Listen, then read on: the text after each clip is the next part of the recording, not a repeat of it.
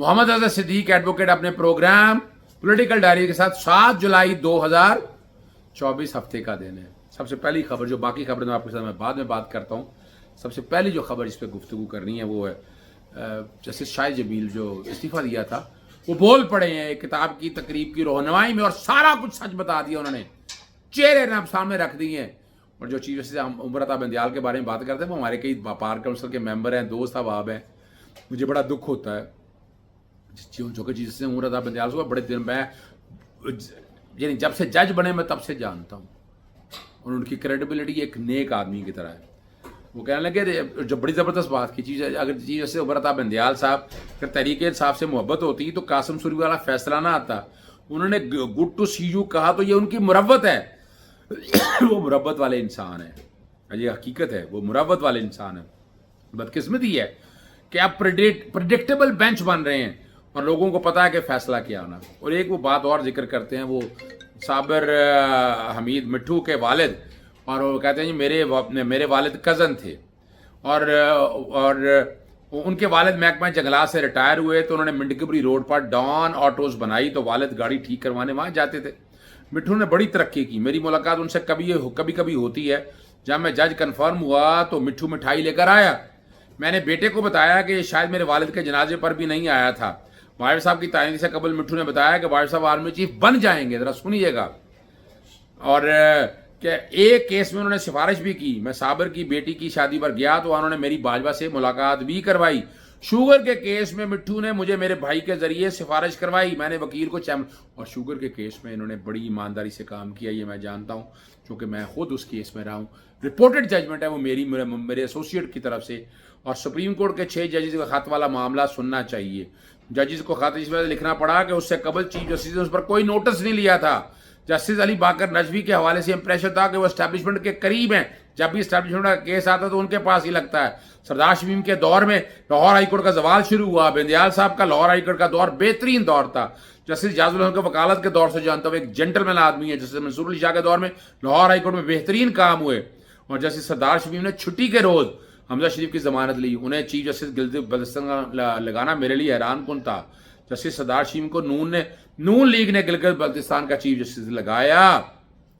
और वो जस्टिस कासिम खान के बारे में बात करते हैं, जैसे सरदार शमीम से भी बुरा दौर था, उनसे कोई भी मिल सकता था। वो अपने पैरों के पास अपनी गाड़ी में चले जाते थे। मुझे बताया गया उनके दौर में मुल्तान में 3-3 लाख लेकर माली भर्ती की। ये सारी बातें जो है ना उन्होंने बता दी हैं। अगला हफ्ता फिर हंगामा खेज आने वाला है। और एक मैं बात आपको बता दूं कि हालात अच्छे नहीं हैं इस मुल्क के। किसी को अच्छा लगे या बुरा लगे, इस मुल्क की मईशत तबाह हो गई है, गरीब तर हो गया है। कुछ डिटेलें मैं आपके साथ एक तल्ख हक़ाइक़ रखना चाहता हूँ। आज एक बिजनेसमैन आए मेरे पास, उनसे मेरी मुलाकात हुई तो मैं उन चीज़ों को सामने रख देता हूँ। इमरान खान ने भूख हड़ताल का अंदिया क्यों दिया जेल में, और Bushra Bibi audio leak case Islamabad High Court का हुक्मनामा जो है वो चैलेंज कर दिया गया। और ये रफ़ाकत तनौली कौन है और आजकल ये शोर क्यों मच रहा है? जस्टिस मलिक शहजाद अहमद खान के हवाले से बातें क्या हो रही हैं? यानी इतनी क्या हो गया कि जो इतना पहले खामोश मामला था एकदम बड़ी तेज़ी से क्या आ गई है? और पाकिस्तान तहरीक इंसाफ का जलसा नाकाम बनाने की कोशिश तो चल रही है, लेकिन जलसा कामयाब हो जा रहा है। पहले मैं आपके साथ 2 चीज़ें मैं शेयर कर दूँ आप, और वो बड़ी ज़बरदस्त है। जब पेट्रोल 120 रुपये था या डॉलर 170 रुपये था, पेट्रोल इस वक्त गालबन 270 पे चला गया है। एक कारोबारी आदमी की मिसाल ले लें। फ़र्ज़ करें 1 लाख लीटर लेना है अगर, तो इससे हम मल्टीप्लाई करें तो 1 करोड़ 20 लाख का। आज 1 करोड़ लेना है तो रुपया तो वहीं गिरा है ना, तो 3 करोड़ 70 लाख रुपए चाहिए। उसका कैपिटल ही तबाह हो गया। यानी जायदादों की कीमतें फ्रीज हुई पड़ी हैं, जायदादें बिक नहीं रही हैं। लोगों के साथ ये जुल्म और ज्यादती जो हो रही है, ये सारे हम और आप देख रहे हैं। बड़ी तकलीफ की बातें हैं सारी। अल्लाह ताला आसानी रखे। ये इतना आसान काम नहीं है। ज़िंदगी जिस तरह से इन झंझटों में फंस गई है ना, ये बहुत ख़राबी कर देगी। अल्लाह करे कि हम चीज़ों को सुधार लें, चीज़ों को बेहतरी की तरफ ले आएं, लेकिन हालात मुझे तो नहीं नज़र आ रहे। इकॉनमी को समझना नहीं चाह रहा, कंट्रोल करना नहीं चाह रहा, अब इनके अपने मुंह से, और ये बड़ी बुरी तरह से फंस चुके हैं। इसी के साथ एक छोटी सी चीज़ बताऊँ, उन्हीं के साथ बैठे हुए तो वो एक थाने का जिक्र करने लगे, थाना रूप गुजरांवाला में। कहने लगे जी 200 FIR रोज़ाना दर्ज हो रही है, यानी क्राइम रेट का हाल आप देख लें। लोग जब भूखे नंगे होंगे तो क्या हाल होगा। और जरा समझें क्या होगा। तो 6000 FIR महीने की, 72,000 FIR साल की। ये एक थाना गुजरांवाला में एक इलाके की बात हुई, और ये बढ़ रही हैं, कम नहीं हो रही। क्या लोग जो है ना क्या करें, गुर्बत से तंग आके क्या करेंगे। ये जिस किसी को ये समझना है, ओ भाई क्या मिलेगा तुम्हें इमरान खान को अंदर रख के, इमरान खान से करके मिला क्या है अभी तक। अभी जरा मैं ये पूछ लूं, इन सियासी जमातों से पूछ लूं, बातें बड़ी करते रहे। मैं तो पहले दिन से एक बात कर रहा हूं कि पाकिस्तान को मिसाके पाकिस्तान की ज़रूरत है, और अगर आप नहीं करेंगे ना तो ये हाल होगा। ये सियासी जमातों ने करना, सियासी जमातें तो कॉम्प्रोमाइज, ये तो मिले हुई हैं, और सिर्फ ये है कि इनका अपना उल्लू सीधा रहे, अपने घर चलता रहे, अपनी इजारादारी रहे। और वो एक नालायक से कुछ लोग हुक्मरानों में शक्ल में बैठे हुए हैं, और वो क्या हाल कर रहे हैं। और इमरान खान से जो मुलाकातें हुई अडियाला जेल में, और अलकादर ट्रस्ट का ट्रायल चल रहा है, और अली मोहम्मद खान ने कहा कि आखिर बताया कि इमरान खान को उनके साथियों से मिलने नहीं दिया गया, और अगर वो कल मिलते तो उन्होंने आपस में ग्रुपिंग वाले जो मात है वो सुलह करा देनी चाहिए। ग्रुपिंग शिपिंग कोई नहीं है, मैं वैसे बताऊँ आपको, कोई फॉरवर्ड ब्लॉक नहीं है। जो इमरान से हटा है वो तबाह बर्बाद हो गया। आप मिसालें उठा कर देख लें, आपके सामने है। यहाँ ये लोग सारे कहाँ खड़े हैं, इन लोगों की पोजीशन क्या है, आप यहाँ से अंदाज़ा लगाए ना। और इमरान खान ने बड़ा वाज़ेह तौर पर दिया है कि वो भूख हड़ताल पर चले जाएंगे, और फिर पूरे पाकिस्तान में भूख हड़ताली कैंप लगेंगे। वैसे इनको फ़र्क तो कोई नहीं पड़ता, इन्हें क्या फ़र्क पड़ता है, जो ढीठ हो चुके हैं। जलसा नाकाम, 6 जुलाई का जलसा नाकाम बनाने की कोशिशें जारी हैं, और बात बड़ी वाज़ेह है। मुजाहिरीन पर मुकदमा दर्ज किया है, एहतजाज करते हुए डी चौक की तरफ जाने की कोशिश कर रहे थे। एहतजाज करना क्या गलत है, क्या जुर्म है।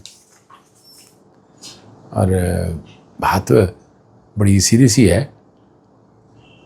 शुएब शाहीन, इस्लामाबाद पुलिस और ज़िले इंतज़ामिया उनके जलसे में रुकावटें डाल रही हैं। पहले ट्रेन के ड्राइवर को आगाह कर लिया गया, और इस्लामाबाद पुलिस और डिप्टी कमिश्नर को ऊपर ने कहा जी वार्न करता हूँ कि रुकावटें ना डालो, कल हम तौहीन अदालत की पिटीशन दायर कर देंगे। और इंतज़ामिया ने जो है ना मुख्तलिफ हथकंडों से जलसे में रुकावटें पैदा कर रही हैं। लेकिन ये जलसा हो जाना है, जितना मर्जी रोक लें। ऑपरेटर्स को गिरफ्तार किया जा रहा है, वर्कर को, और ये कहा गया जलसा हर हालत में होगा, इस्लामाबाद हाई कोर्ट की खिलाफ वर्जी नहीं होने देंगे। और बुशरा बीबी साहबा के जो ऑडियो केस है और लीक वाला केस है ना, उसने ना बहुत से दरो दीवार हिला दी हैं। चीज़ें बड़ी खुल के सामने आ गई हैं कि ये सारा जो काम होना चाहिए था कहाँ होना चाहिए था।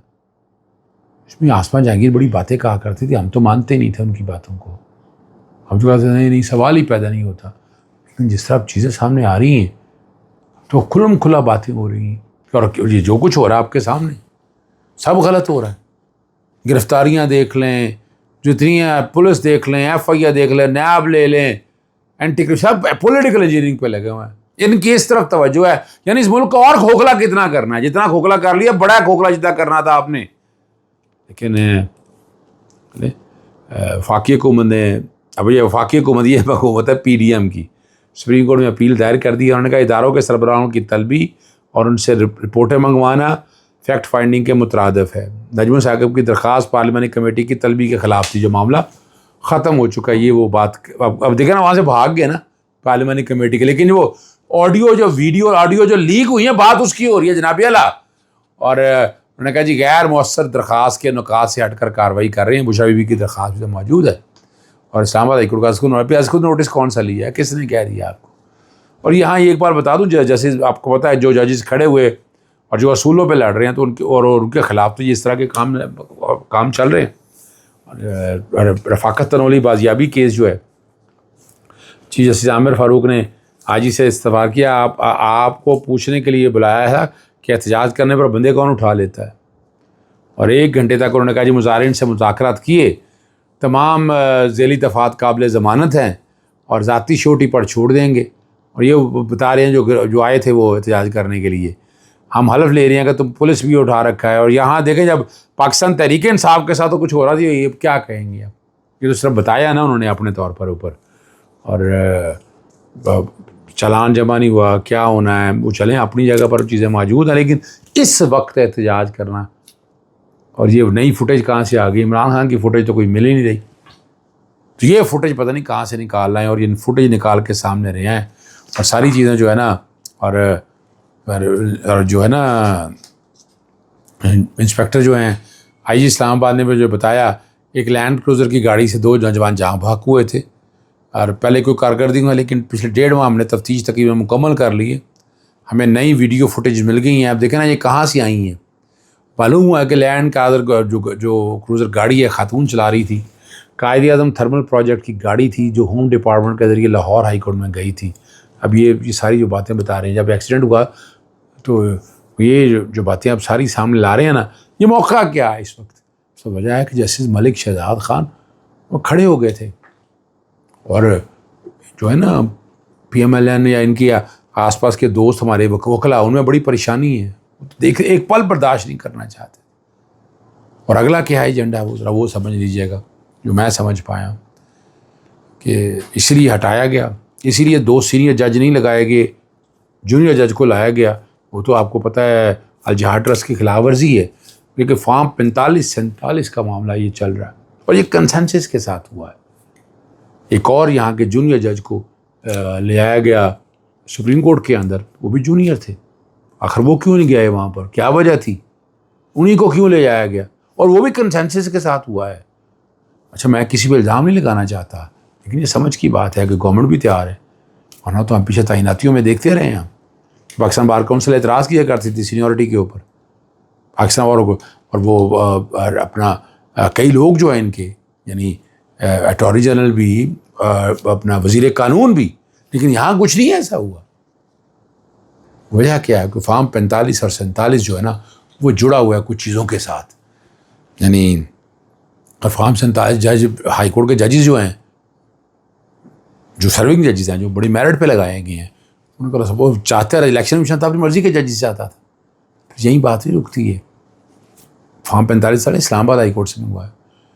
ऑर्डिनेंस के लिए तरमीम की गई रिटायर्ड जजों के हवाले से, चले वो हमने पिटिशनें फाइल कर दी हुई हैं।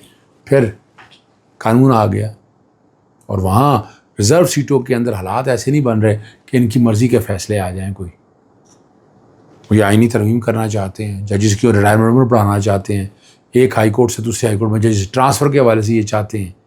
यानी ये सारा निज़ाम अपनी गिरफ्त में रखना चाहता है। कुछ नहीं मिलना आपको इससे, चलने दे जो निज़ाम अपने तरीक़ाकार के मुताबिक चल रहा है। इजाज़त चाहता हूँ। अस्सलाम वालेकुम, अल्लाह हाफ़िज़। पाकिस्तान जिंदाबाद।